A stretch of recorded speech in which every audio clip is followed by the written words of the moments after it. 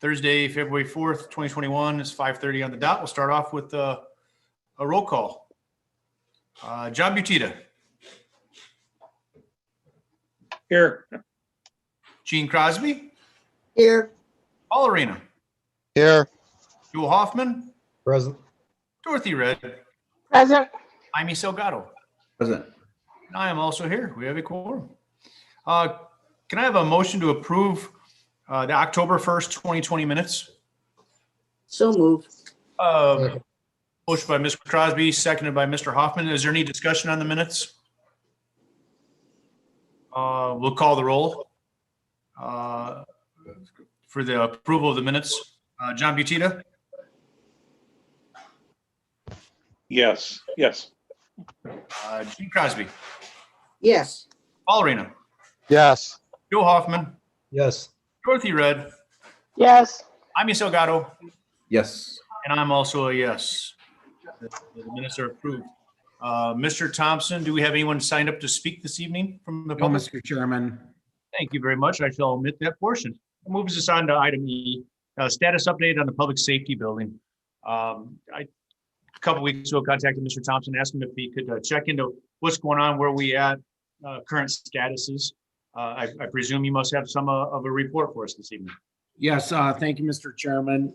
Since we last met on this topic, I've signed 2 work orders to proceed with some work with Prairie Forge. This was work that had been approved by the committee and county board before I came on board. This work is to remove the debris from the facility, clean up all the debris from some of the work that has been done in the building, and then also a second work order to do some environmental testing for asbestos in the facility. I've also asked Tom Tristano from Prairie Forge and his team, Rebecca and Dave, to be online this evening to give us a brief summary and update on where things stand. And also Dave Rickert is at the meeting to speak briefly on how this fits in with our CIP going forward into the future. So at this point, I'd like to turn it over to Tom and his team. And also online is Ann Johns from purchasing, who's worked real closely on this project as well. So Tom, are you ready to take it from here? I am. Thank you, Patrick. And I'm going to start to bring up a couple of documents here. But I have Dave Sturmitz and Rebecca with me here in our office. So with that, I'm going to just start to remind us what we've been, what we're about in terms of status of the project and our goals and agenda. Oh, wait. Yeah, I got to share. Hold on. You're not seeing share. Okay. Hold on a minute. I apologize. I have to share. Screen share. Screen share. Okay, can you see this now? Yes. Okay, great. All right, sorry. Okay. So tonight I'm just going to quickly fly through what the project goals are and the status and findings to date. But I think what I want to do tonight is to focus primarily on what we're talking about is the least costly option to start to eliminate the operating costs. If you recall, reducing your operating costs was the goal for the demolishing the building and do it in an effective way. Underground was the operative word. As you know, that it was critical to your operations with safety, transportation, and efficiency with all of your staff operations. We did determine the building is structurally sound. If to that event is probably even going to be harder to take down because of its integrity and its stoutness. The morgue, as you recall, we talked about it. It is ideally located where it is in the lower level, and courtroom operations appears to be inefficient and have some security risk. But again, it wasn't the primary goal of our assessment, but it was just a finding that we determined in the Q&A with all the staff and department heads. So one of the items that we're going to talk about tonight is the mechanical, electrical, and plumbing of the building. As you recall earlier, we determined that the building's MEP systems are antiquated, and they're the primary cause for the overhead cost for your county. The systems have met their useful life, and removal of them is paramount to cut the bleeding, I call, on the overhead cost, or any remodeling that you do moving forward, whether it becomes a courtroom and a tenant space, jury room, or whatever. So these are the zones that I want to just help you understand, is that the building, as you know, has got a lower level and 4 floors, but the mechanical zones are vertical. They go from the roof, top penthouses, to the 4th, the 3rd, all the way down into the basement. And so that's the other reason why staff and maintenance can't easily just shut off the zones, because they're vertical and you still have to operate ground floor, first floor spaces that are occupied. And these are just the zones that are on the 3rd, 2nd floor and the 4th floor.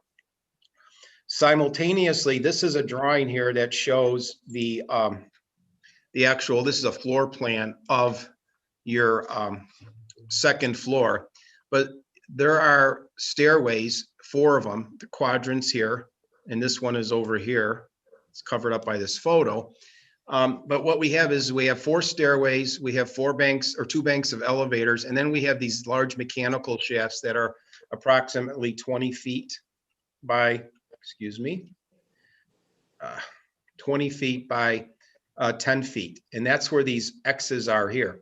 In those shafts are ductwork and chilled water piping and other utilities that are part of that mechanical system that we want to take out.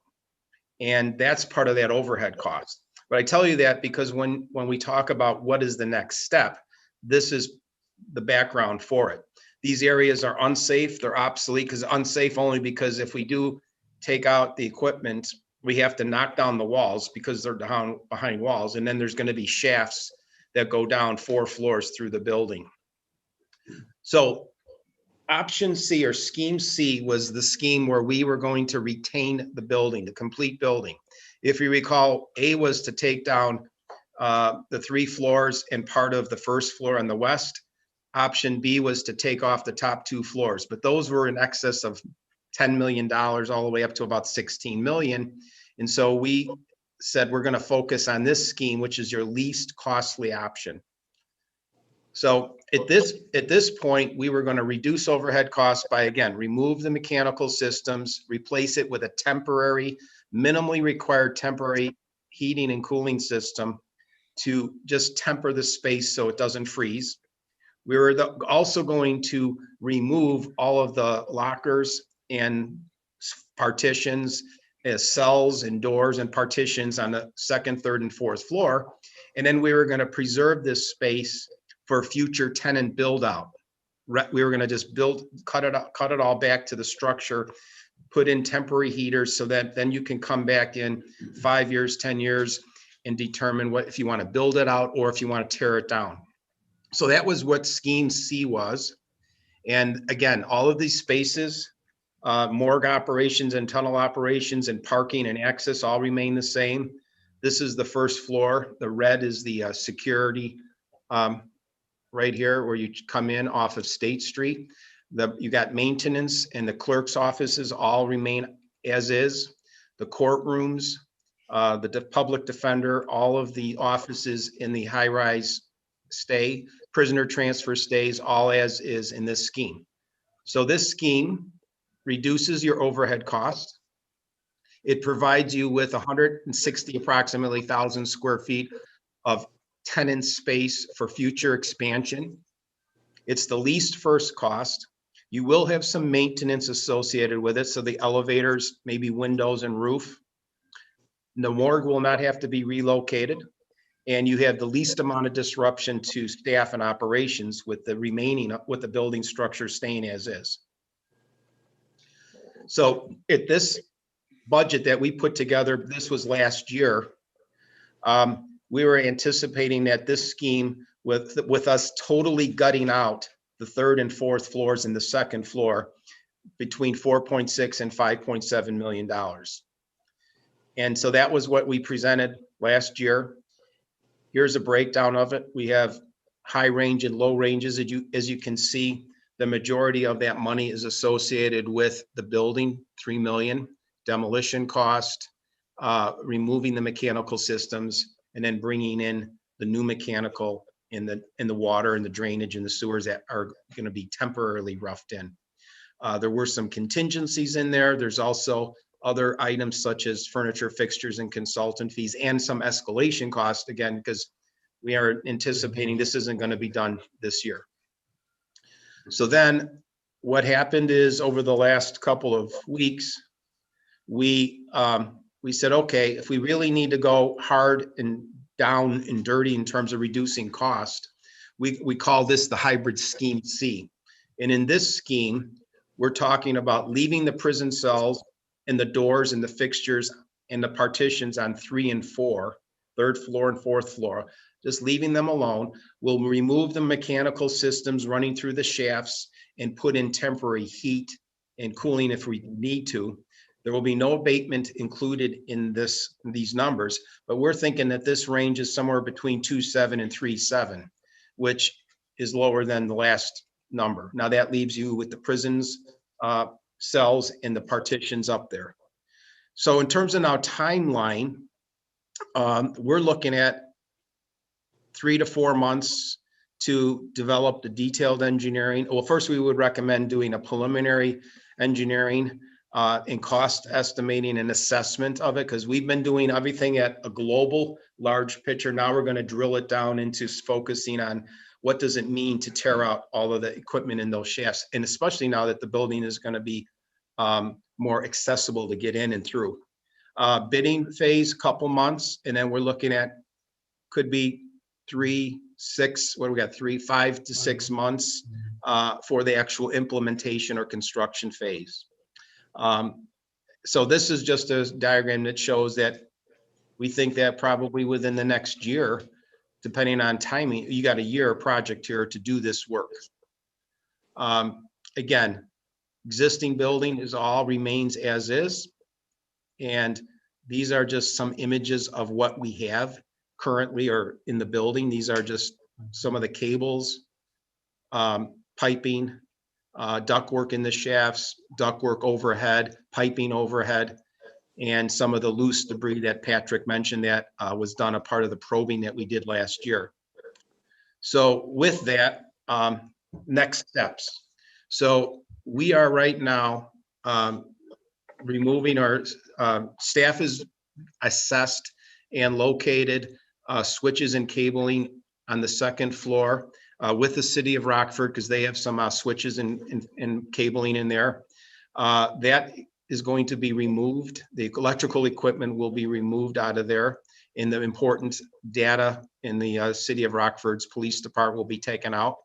We have authorization to move forward to remove that loose debris, and there's quite a bit of loose furniture in there. And then after that is done, we're then looking at bringing in an environmental testing firm. And at that time, then we're going to assess the extent of asbestos and hazardous material in the building. And then at that time, we probably would then recommend removing it because whether you keep the building or tear it down, it's got to go.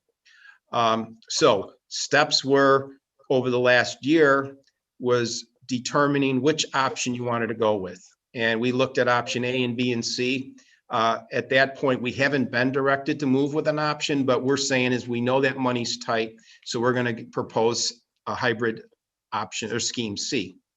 And then after all of this,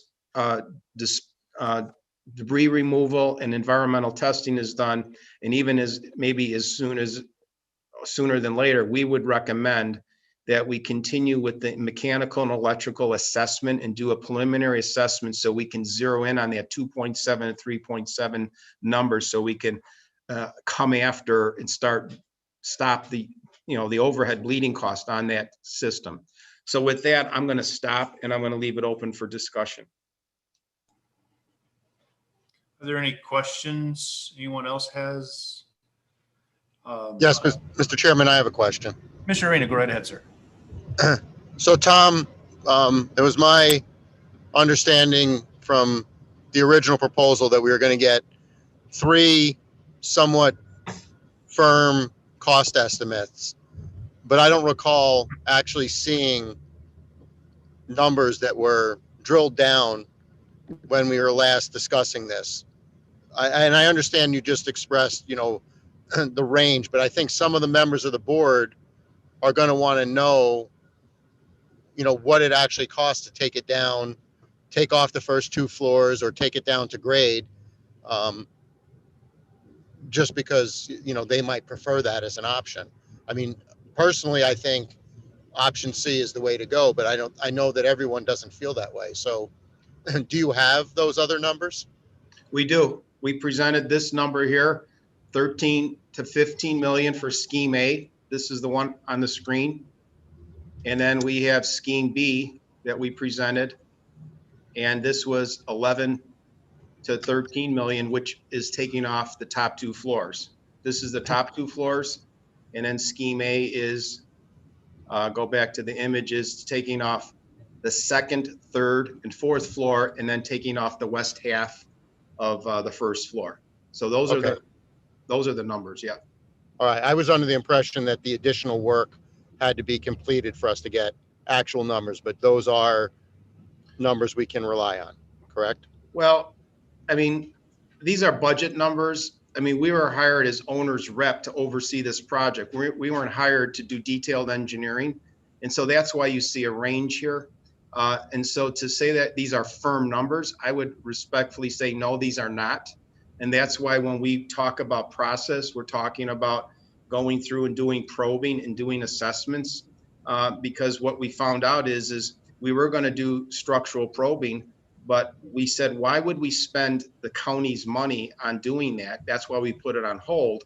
If the county's not going to spend 12, 13, 15 million dollars, why would we go down scheme A and B? Why don't we look at scheme C and figure out what's the most fiduciary response? So that's where we're at right now. If you want hard numbers, then I would say then what we'd have to do is we'd have to do permit and bid documents for all 3 schemes and then put it out to bid. And especially with the way the bid market is right now with pricing, I don't think it's fair to say that these, we can give you fair numbers, especially with a building as unique as this. And also in the fact that we haven't even had discussions about how are we going to deal with phasing and sequencing. We talked to staff about this. We talked to the sheriff's department, and we realized that any demolition work that we do, which is going to affect that budget, is going to affect courtroom operations, public defenders, prisoner transfer, and the like here. And so those are the things that we haven't vetted out. And those have to be done because if all of this work has to be done at night for overtime, that's going to affect your budget. So that's why these are not firm numbers. So my last question would be then, if we were to explore taking it down all the way, is it possible that actual numbers could come in 25% higher, 50% higher, or are you, somewhat comfortable with that range that will be in the ballpark? Well, I would say we're comfortable with the range, but we've been working on this job for nearly 2 years, and we haven't even had a decision yet on an option. And so I would just say I'm just saying right now is that if we can get direction on an option that the board feels is leaning towards, then we can focus our energies on that, and then we can make assertive efforts to do one or the other. But for us to be dealing with 3 or 4 options for this period of time, I'm reluctant to say that these are firm numbers, and that we would like to vet out if a $15 million project is not doable, then why are we talking about it? Do you hear what I'm saying? I do. We're talking about it for the benefit of board members who might prefer that option. Okay. I want them to understand that we're thinking 15 million, but it could be 25 million, or maybe not. But Dave, can you tell me what do we have in contingencies in this? You got pricing from demolishing this building probably about 5 years ago, and in those numbers, I forgot what they were. They were what, 3 to 5 or 10? Yes, 3 to 5. And then we found out that the building has got post tensioning in there, And that's the one thing we haven't spent time on. We were talking about it all last year because we were seriously thinking you were going to take down 2 floors or all of it. But the climate has changed and we're not hearing that this is an option. So this is the first time I'm saying it, is if you want us to do that, we can go back and do the structural assessment and bring those people in. But we're just trying to get you to cut the bleeding off of this building sooner than later, rather than to spend another 2 years to investigate options if that may never happen, that we're trying to cut the bleeding because we know you've been spending, 10 years of overhead costs. It's almost $7-8 million. So that's why I'm trying to push back, Paul, respectfully, because I want to cut your bleeding. I do. Okay. Thank you for the information. All right. Okay. I'd like to add that, unprecedented pandemic. We had no idea how the finances were going to shake out last year. I understand it's been 2 years, but for the last year, luckily we've had a good team and we're creative with the financing. Yeah, no, I agree. That's the big slowing down. Mr. Salgado, you have your hand up. Yes, thank you, Mr. Chairman. This is more of a comment. I do appreciate them giving us a breakdown of essentially the 3 options again and where we're at. But I honestly think that realistically, if we want to do and move something forward, we kind of have to make a decision what phase we need to do moving forward, how we budget it, how we finance it, et cetera, et cetera. Those are the 2 biggest issues that I see here. And we can talk about the different scenarios, but if we don't have essentially the direction that we want to move into, I mean, it's kind of like a moot topic for me from my perspective, because once again, if we have the money, then we're good. We're ready to rock and roll, get it done, whatever needs to be done. And from that scenario, we move forward. So I do appreciate all this information. It's already been, relayed, but it's just a matter of what direction we want to move into. Is this something a priority that the county at this point in time wants to invest that $3 to $5 million, or that 2 to 3, whatever the case may be, or that $15 million at the most, So, we seriously need to do that. Also, one of the other things is, and this is where I'm saying, priority wise, we have to come up with what are our priorities that we're trying to accomplish throughout the county. We have many things coming down the pipeline, the CIP, the capital projects that we have out there as well. So those are things that we kind of have to prioritize, as a county board. What things do we want to do? And move forward? Do we just continue to do the removing and reallocating some of this stuff to cut the bleeding? As Mr. Arena has said in the past, that it's costing us thousands and thousands of dollars in utilities, et cetera, et cetera. So I think from my perspective, I think we just need to get our priorities, what the county wants to do. If this is a project that we want to tackle and move forward, because it's been on our radar for many years. And so just, I as a recommendation, I think that's the best way to do it. But like I said, I'm pretty comfortable with the information that they've provided to me. So it's just a matter of, what do we need to do to essentially either get the financing to push forward, and whether it's phase 1, phase 2, phase 3, whatever that needs to be done. So that's what I wanted to say, Mr. McDonald. Thank you very much. Thank you, Mr. Salgado. Mr. Thompson, has your staff, your team had a chance to look at this project and where it fits in with the capital program? Do you guys have thoughts on that you can relay to us? Yes, we do. We have looked at it. Thank you, Mr. Chairman.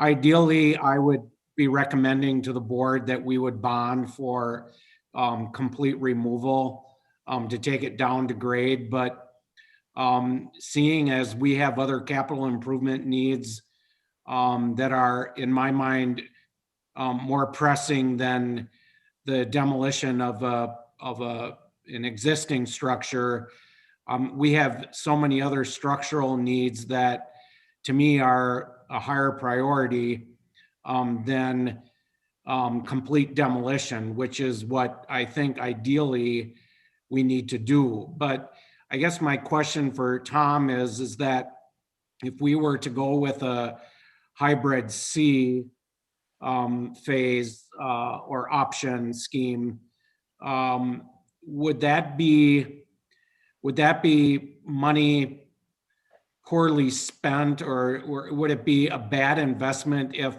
the long range plan is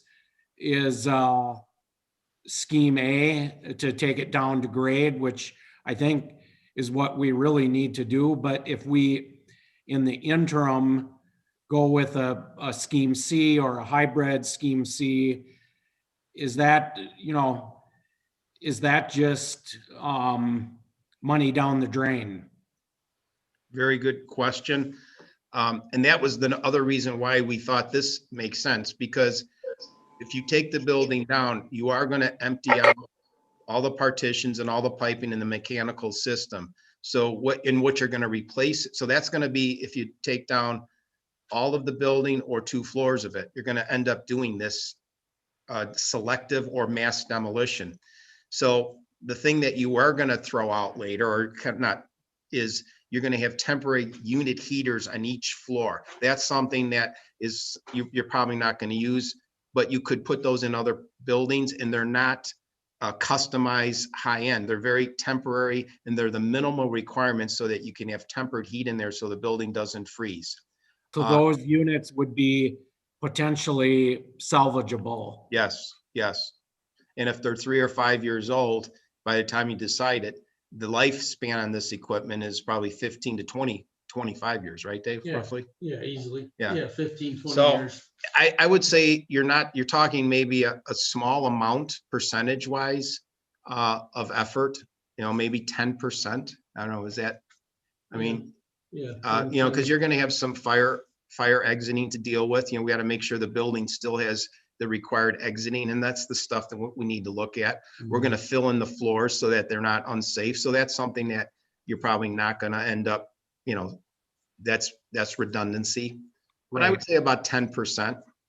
What I would suggest we do is, and I've had some discussions with Dave Rickert, the CFO, is that, we probably most likely could squeeze the scheme C into the CIP budget that we're in the process of finalizing, with the long range plan in the CIP, the 5-year CIP.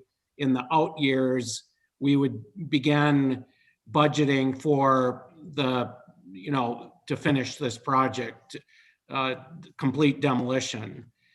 But I'll let Dave speak, but based on my preliminary discussions with Dave Rickert, I believe we could factor in the scheme C costs into the existing CIP, and we could proceed with that portion of the project, and then long range planning, complete the project the way it should be done. Is that correct, Dave? Yes, Pat, that would be correct. If we were to go with option A, that would deplete our entire capital project fund, which, as you pointed out, there are more pressing needs of the county, and the board will have the opportunity to review those other pressing needs. But I think realistically, the best option is option C or some modification thereof. Thank you. That's all I had, Keith. Thank you, Mr. Thompson. Mr. Chairman, it's Jean Crosby. Ms. Crosby, please go ahead. My memory escapes me. What's the cost annually that we've been paying to maintain the building? Our annual overhead costs are in the range of $300,000 to $450,000, Mrs. Crosby. So, and it's a combination of a lot of costs that are built into that. But if we can, proceed and move ahead with this project, those costs would be, I wouldn't say eliminated, but they would be reduce significantly, and, you know, that would result in some savings to the budget. Well, I look at it, if, you know, over the next 2 years, we could save anything from 600 to 900,000. And that reduces our cost somewhere else. So That's correct. thank you. Is there anyone else that had a discussion for this evening? I can't see everybody. If you do have a question, please speak up. Mr. Chairman, this is Steve Schultz. I'm not on the committee, so I'm wondering if I could speak or not. Please, Mr. Schultz, we will go to you, and then after that, Mr. Kelly. Thank you, Mr. Chairman. I'm very much thinking along the lines of Mrs. Crosby, where the idea of lasering this out, at least in concept, from the CIP and saying, you know, the amortization, when you take the savings, the annual savings against this cost of the project, plus whatever interest we would have, you know, what would be the payback? So if it's an annual savings of $300,000, you know, based on the numbers we're looking at for the hybrid C, we're looking at a 10-year period. And I'm attracted to the concept, at least, of carving that out and at least having that as a potential decision. If it's smarter to bond it all together, then obviously I want us to do the smart thing. But as far as the decision-making process, I think carving it out that way and seeing it in that form might make it easier to make a decision. The other thing that I'm interested in, and doesn't obviously have to be done right away, but you know, the alternative clearly to demolishing the building is to have the available future of removing what's there and doing a build out. And I'd be very interested in what the expense of that would be. You know, clearly if that's multiple times the, you know, $13 to $15 million demolition, then, you know, why would we do that? But to the extent that it's less than that, and it gives us a potential revenue source out of renting that space, that seems far better to me than demolishing it. Thank you. Thank you for that, Mr. Schultz. Mr. Kelly. Thank you, Chairman. I'm not a member of the committee either, but many years ago, I was a medic in the Army. And the first rule when you're wounded is stop the bleeding. And I think the hybrid C is also the best. I'm also a retired estimator and project manager, and it certainly makes sense to me to do it in this incremental manner. And hybrid C is interesting to me as well. Tom, can we get more information emailed to us or something? You know, is this just removing the mechanicals and installing temporary for $3 million? Is that all this entails?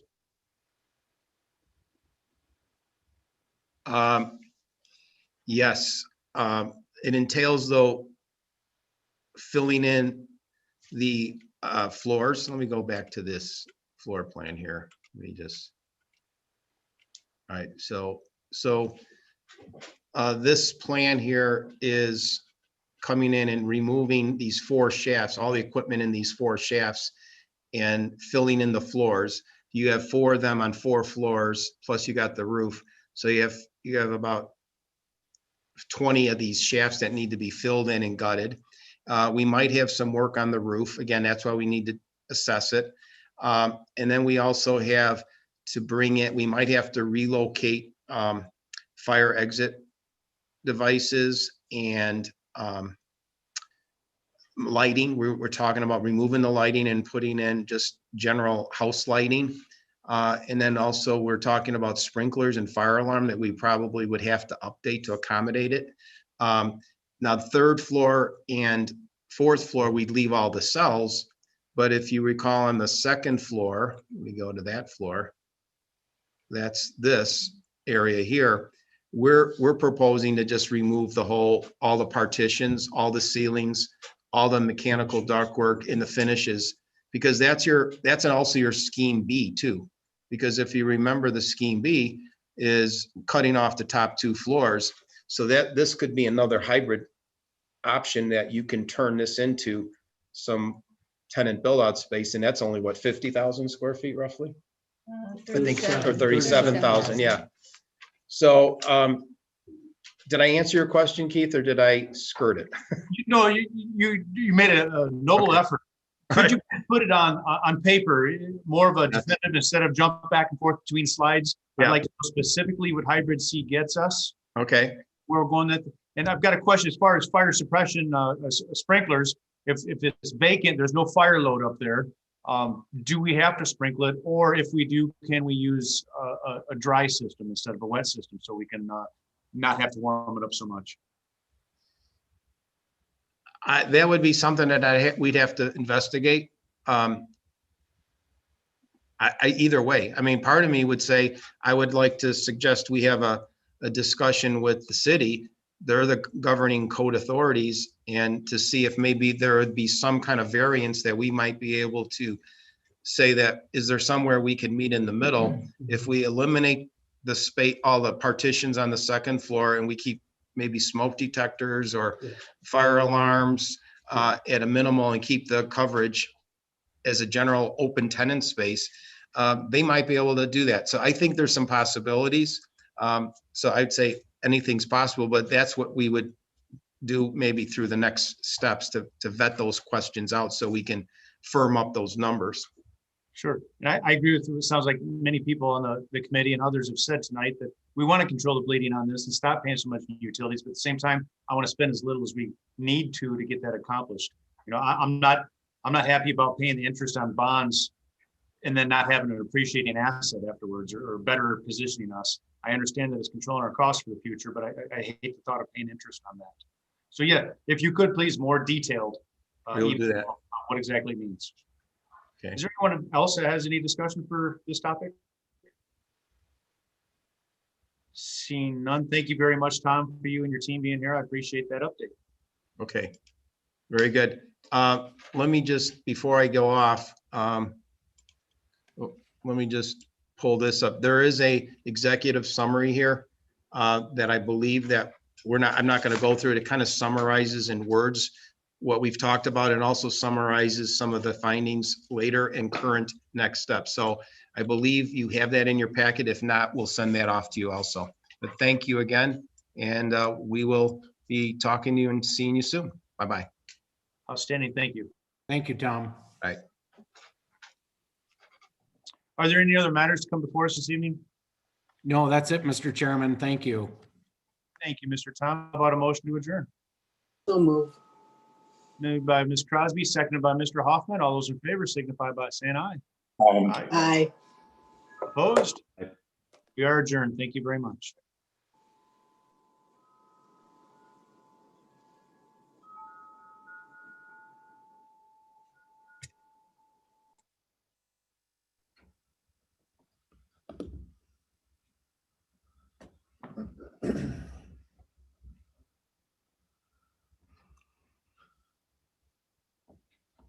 All right, I think we have quorum. Looking at the.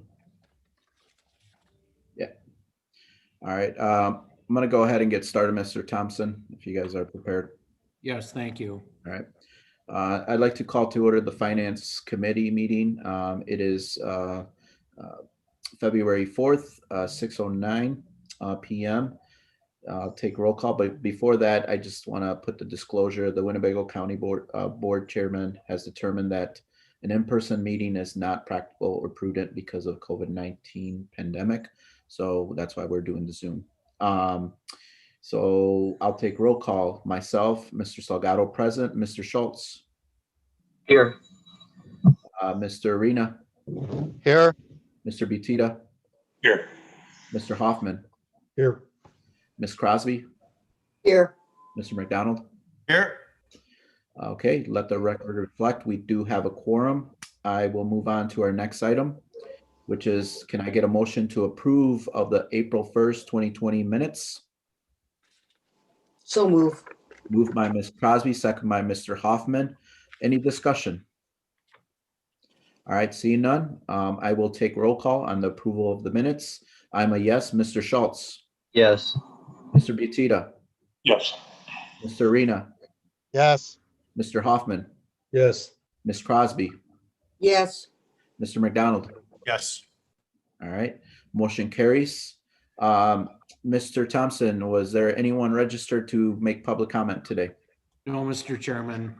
All right, thank you, Mr. Thompson. We will skip and omit public comment and move on to our next discussion. Before I do that, I will have to step away at 6:30. So I have an appointment at 7. I talked to Mr. Schultz. Mr.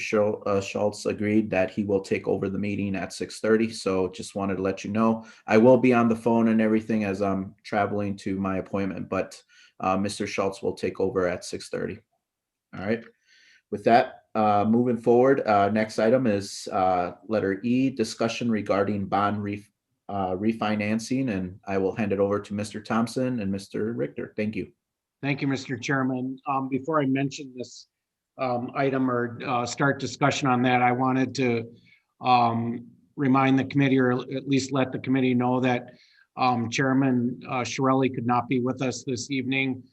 He's in another meeting outside of the office, and he expressed his regret that he couldn't be part of the meeting this evening, but he said to say hello to the committee members. This item in front of the committee is a discussion item. It's not an action item, Mr. Chairman, because we'll be bringing this forward again in front of the committee on March 4th. But we wanted to alert the committee that we have met with our financial advisors and are going to be recommending to the committee that the county board refinance to existing debts, to existing bonds, to take advantage of the lower interest rates available to the county. So I'll let Dave explain a little more detail. But again, this is not an action item. It's just to let you know that we're working on this and it'll come back in front of you in March. Dave? Hey, good evening, Mr. Chairman and the rest of the Finance Committee. We've been very busy trying to identify ways to save money for the county. One of those initiatives involves meeting with our bond advisors, Spear Financial. We have an opportunity to, as Pat said, reduce the interest rate on 2 of our bonds and save some money. The 2012 G bonds and the 2012 F bonds, for a combined total, we will save on an annual basis of about $40,000 a year by refinancing these debts, and the payback is about 2 years. So in aggregate, over the term of these 2 bonds, the county will save about $400,000 over the 10-year lifespan of these bonds.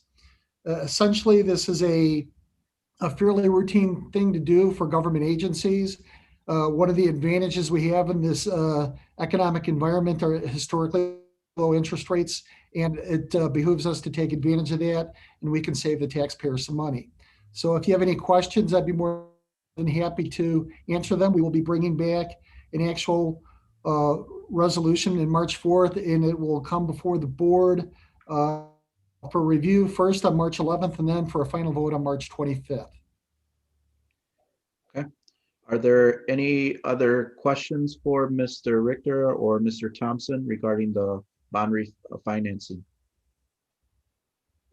All right, see none, we'll look forward to the information when it comes through. Thank you. Thank you. Thank you. All right, our next item is a resolution authorizing settlement of litigation, Serena J. Samuels versus the County of Winnebago. Can I get a motion and a second? Motion by Mr. Hoffman, second by second, Ms. Crosby. Thank you, Ms. Crosby. All right, I'll hand it over to our state's attorney and Mr. Thompson. Yeah, I'll let Charlotte handle this. Thank you. This is actually the case that John Gilberti brought to you. It's the fall in the parking lot by the JJC. And quite honestly, I don't have the resolution in front of me, so I'm not sure what the settlement amount was, but I think it was in the parameters that the committee had given him last time. Mr. Thompson, do you have that amount? Yes, it is $34,000, Charlotte. Thank you. Okay. Discussion, questions? All right, seeing none, I will take roll call and ask for approval for the settlement. Myself, I'm a yes. Mr. Schultz, Yes. Mr. Butita, Yes. Mr. Arena, Yes. Mr. Hoffman, Yes. Ms. Crosby, Yes, Mr. McDonald. Yes. All right, motion carries unanimously. Thank you very much. I will now hand it over to Mr. Schultz as getting ready to depart here. So Mr. Schultz, if you want to take over for our next resolution, I'd appreciate it. Thank you very much. Yeah, I'd be happy to, Mr. Salgado. So the next item that we have is the ordinance amending the claims settlement procedure for the county of Winnebago County, Illinois, and who will address that? I'll start off, Mr. Chairman. Thank you. This is a recommendation, a request of the committee and county board to adjust the settlement authority for liability claims and workers' compensation claims. These authority levels were established approximately 20 years ago, over 20 years ago. Currently, the county administrator has authority to settle claims up to $5,000. The finance committee then has approval authority up to $10,000, and then the county board has settlement authority for claims over $10,000. And what I'm recommending to the committee, and I've worked with the CFO on this, along with Charlotte in the state's attorney's office. What we're recommending to the committee and county board is that those settlement authority limits be adjusted accordingly. The county administrator would have settlement authority of claims up to $10,000. The finance committee then would have settlement authority between $10,000 and $25,000. And anything over $25,000 settlement would go to the full county board. Thank you, Mr. Thompson. So are you looking for a vote tonight on that? Yes, Mr. Chairman, I'm asking for the committee to support this resolution or ordinance. And if you do approve it, will go in front of the county board. And I do see in the ordinance language a little bit of cleanup that is still required, because we don't reference the finance committee authority in the actual language, and so we'll get that cleaned up before it comes in front of the county board. All right, I saw Mr. McDonald and then Mrs. Crosby. Mr. McDonald. Thank you, Mr. Chairman. I would request that maybe quarterly or something like that, we at least the finance committee be advised of how many settlements have happened, to get a total aggregate number. Right. Just to know if it's running away from us or how we're doing. That's a very good point, Mr. McDonald. The ordinance language does require the county administrator to report back quarterly to the committee and county board regarding any claims that were settled under the county administrator's authority level. And that's all, Mr. McDonald? Okay, Mrs. Crosby. I'd like to move that we approve the ordinance amending the claim settlement procedure.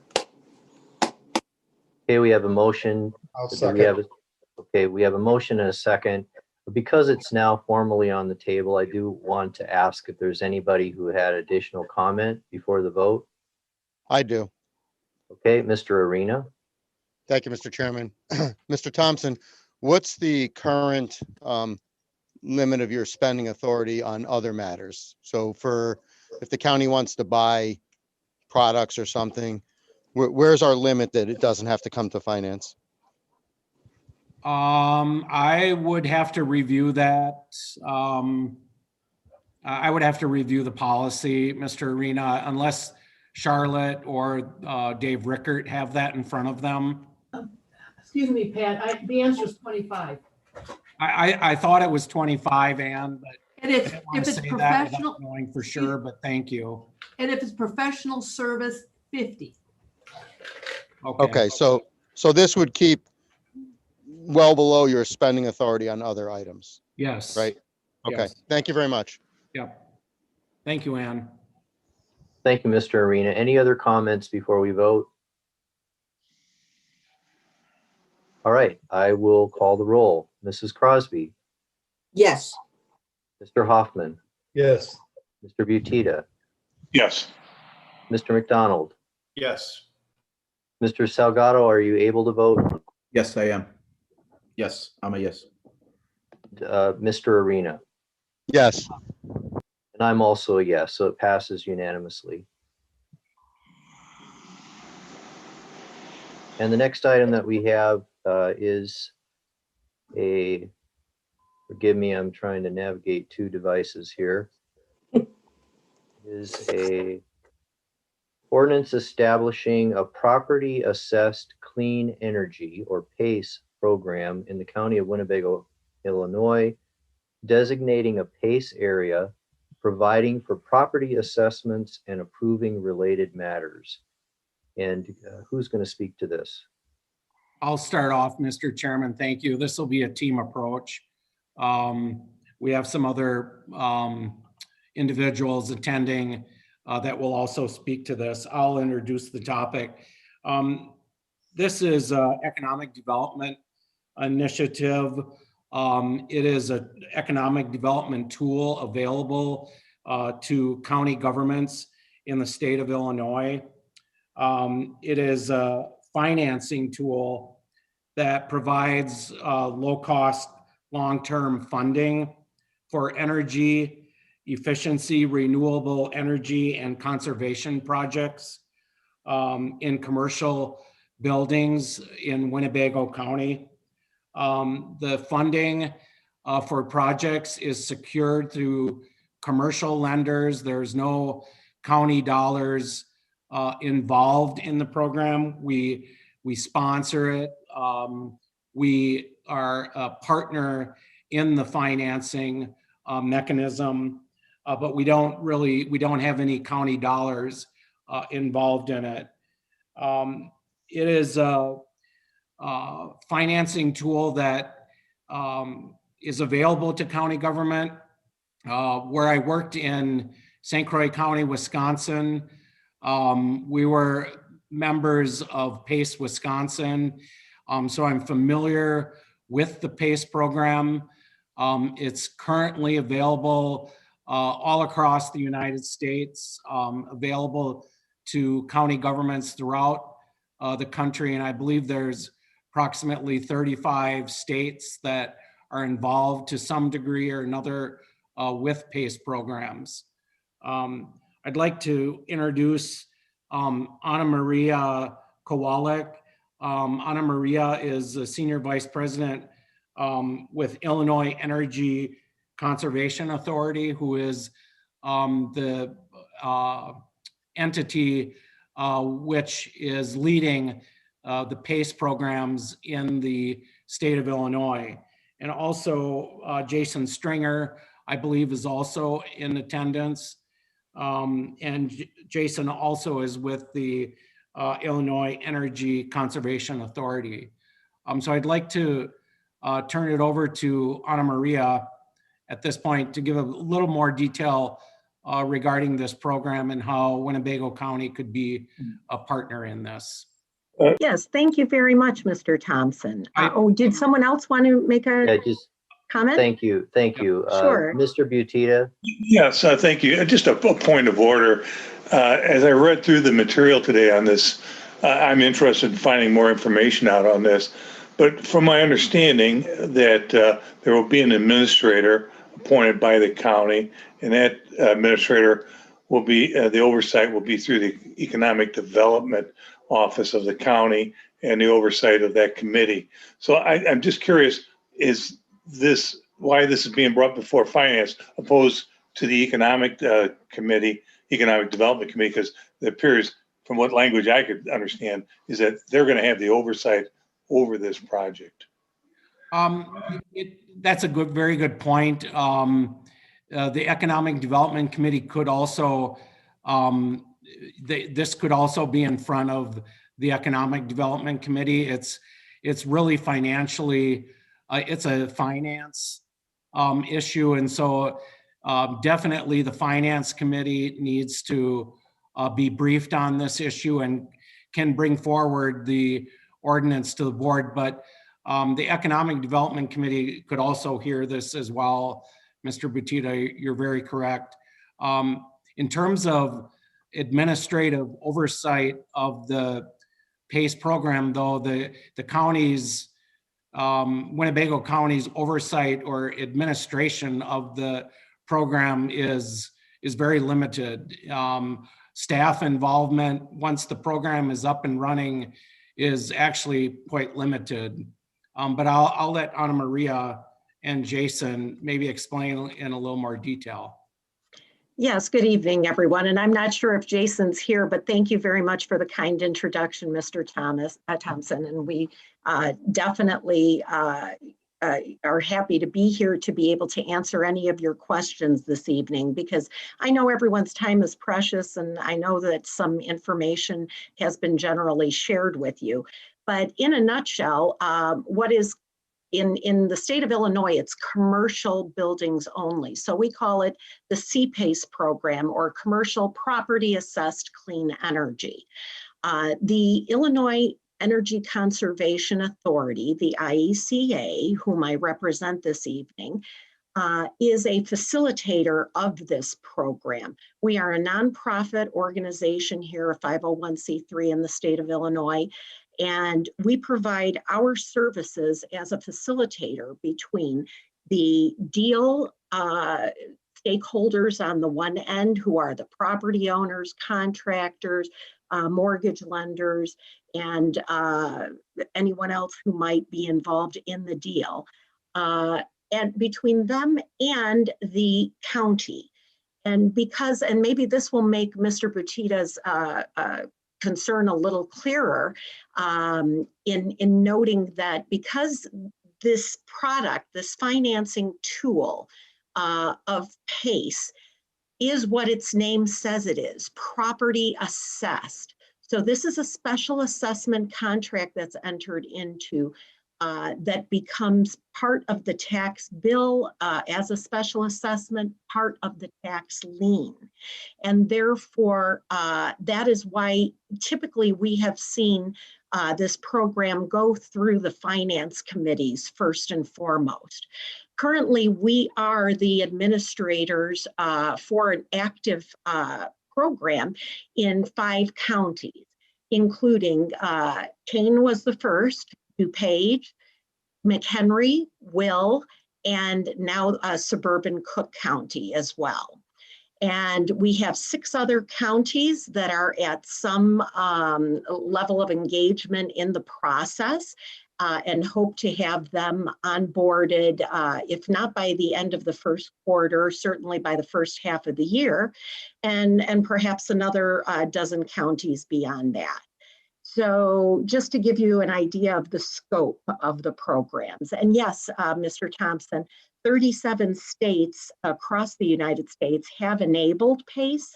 And of those, 24 now, I believe, have these facilitative programs, such as the IECA offers. And so what is the benefit of going with the third-party nonprofit organization as a facilitator?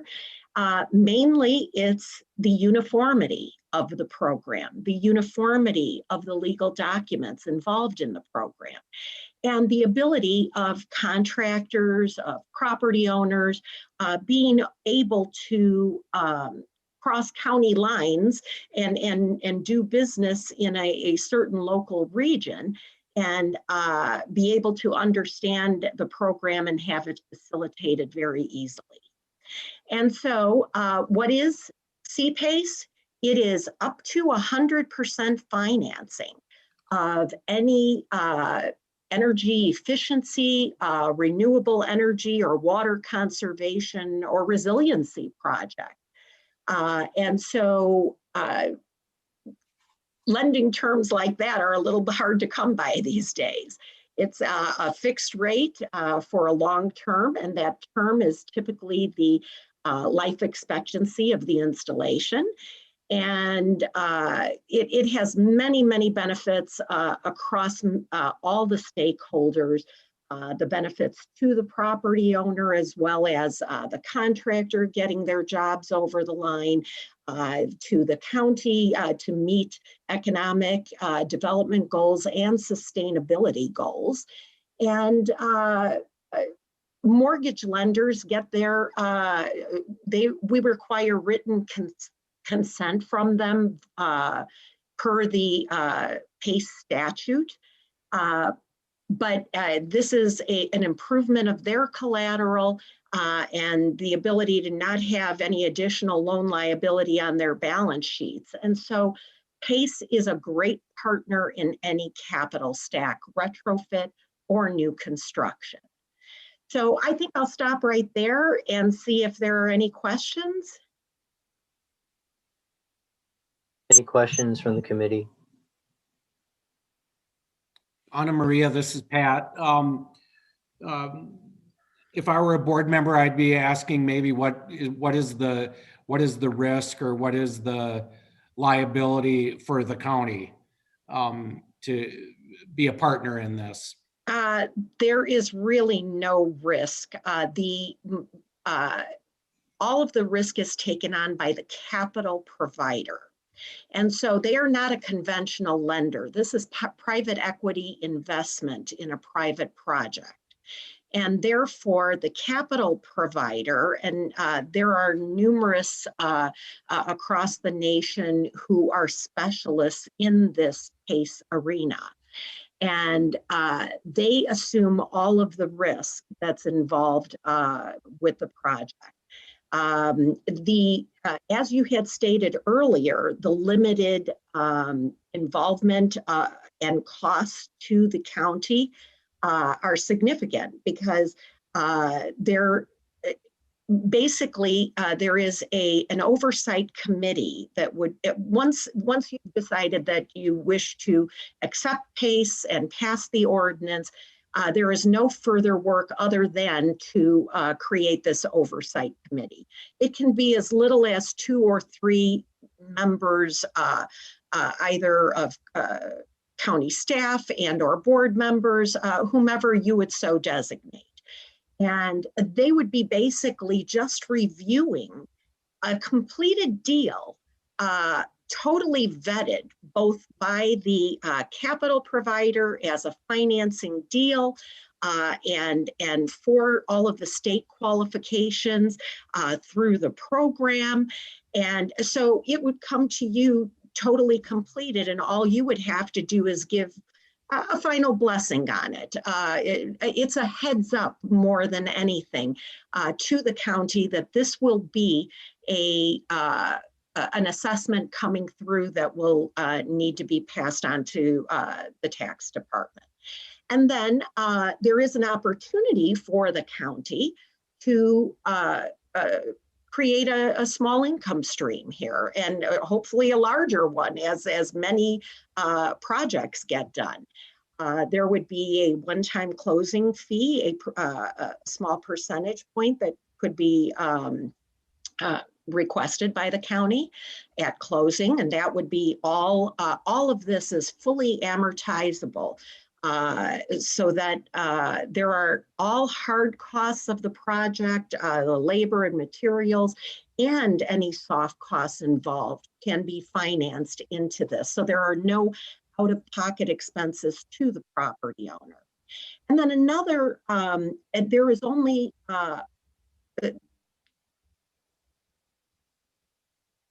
You've frozen one up. recurring type of fee, and that is the collection fee. And so the county can also, at every semi-annual collection, retain a designated fee that you would come up with in conjunction with our program. Thank you, Anna Maria. Certainly. Thank you. I have a question from Mr. Butita. Thank you. So in the case of a default by a borrower, is the county guaranteeing the loan to the commercial entity, or because we have to go through the assessment process and collect the taxes or the assessment by sale of the building or something? Is that a process that we have to go through in order to guarantee the loan? So eventually, when there's a tax sale, there is a process that would be followed.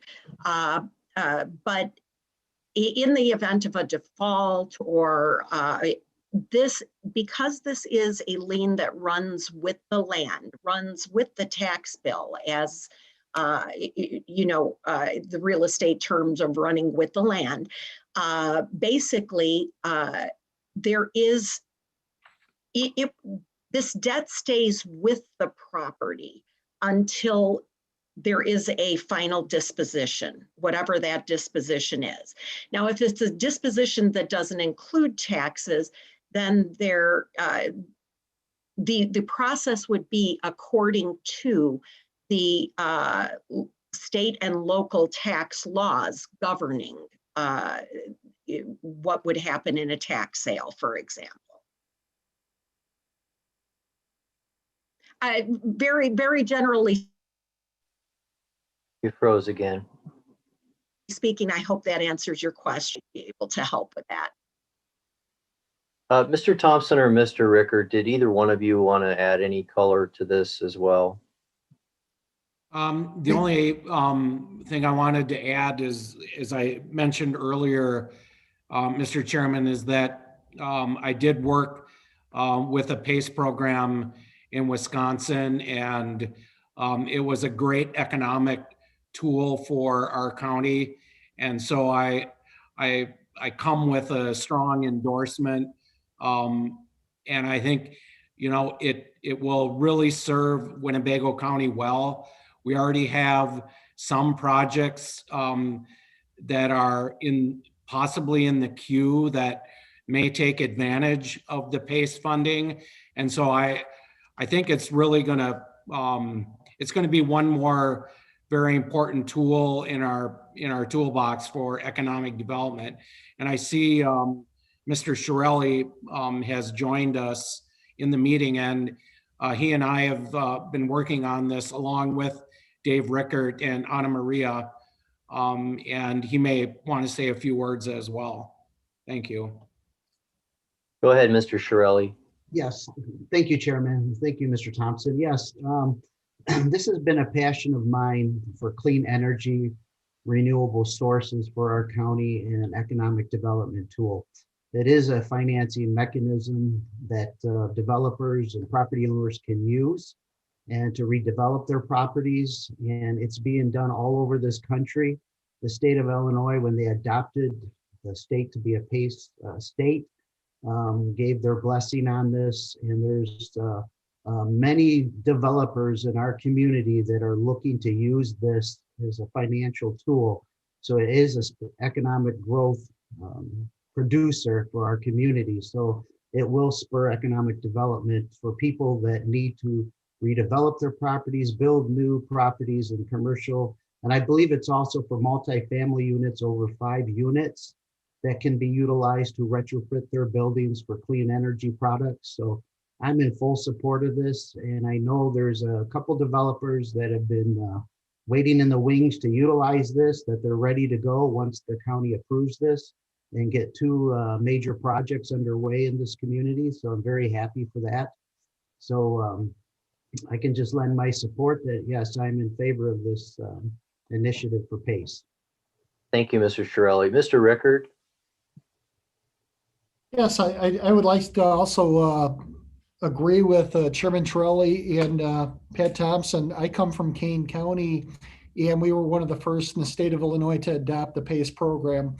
This is one of the few opportunities the county has to earn some income, not have any liability, and provide an economic benefit for its citizens. So it wins all the way around.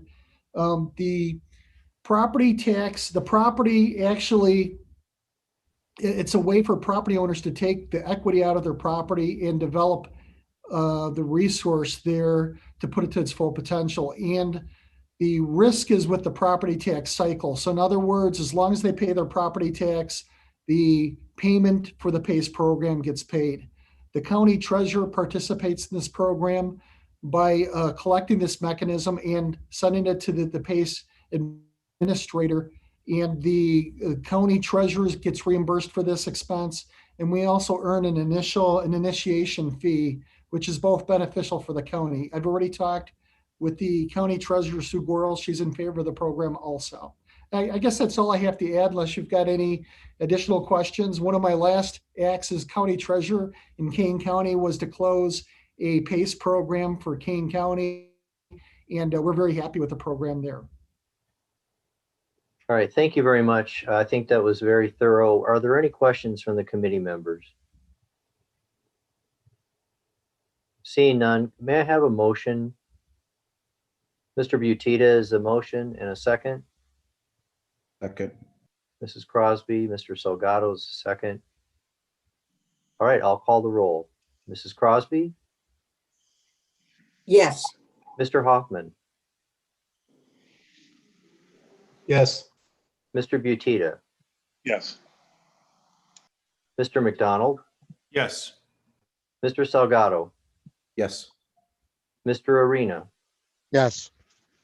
and I'm a yes. So we have unanimous consent. Thank you very much. And thank you for the thorough presentation. Certainly, you're welcome. Good night, all. Thank you, Anna Maria. The next item is a resolution for approval of budget amendment for reimbursable technology. And who would like to speak to that? I'll start off, Mr. Chairman. This is a budget amendment, and it is the result of Tom Jakeway's good work in applying for some state court funding for technology improvements. We're awarded $35,190 to make some improvements in our technology in the courts. And so it's an additional revenue source for the court's budget, and it will be utilized to improve some enhanced microphones in the courtrooms, along with some dedicated laptop computers. Mr. Jakeway is in attendance, and he may want to add a few more details. And I just wanted to thank Tom for his ingenuity and his aggressiveness in going after these kind of funds. If it wasn't for staff like Tom going after these types of grants, it just wouldn't happen. And so we appreciate his work, and it's going to really help make some improvements in our courts. So, Mr. Chairman, you may want to ask Tom to speak to it.